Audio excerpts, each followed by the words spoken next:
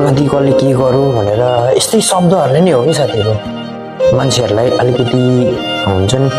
अलिकति स्ट्रङ होइन अब अलिकति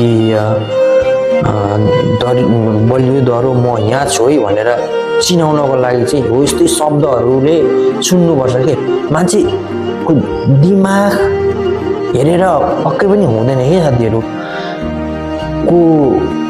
पढेको लेखेको सबैभन्दा ठुलो कुरो पढ्नु होइन कि सबैभन्दा ठुलो कुरो भोगाइ हो है उमेर सानो छ त्यो मान्छेले धेरै भोगेको छ भने त्यसले 80 वर्षको बुढा जस्तो कुरा गर्न सक्छ है र तपाईहरु अनि म एउटा उदाहरण छु कि तपाईहरुलाई म जस्तो केटाहरु छन् होला गाँजा खाने रक्सी खाने हिँड्ने छन् तर म जस्तो केटाहरु किन हामी बिग्रेका छौं त किन हामी बिग्रेको लाइनमा हिँड्छौं त भन्नलाई यो सन्देशमूलक भिडियोहरु पनि बनाएर म हाल्दै छु तपाईहरुलाई है पक्कै पनि सुनेर साथ दिनु होला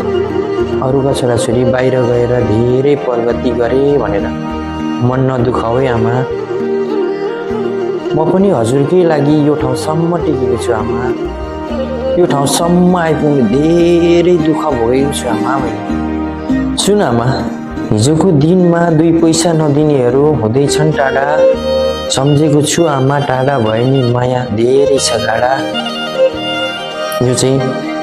सब आमा हुनुहुन्छ होला र आमालाई यसरी नै परदेशबाट छोराहरूले सम्झिने र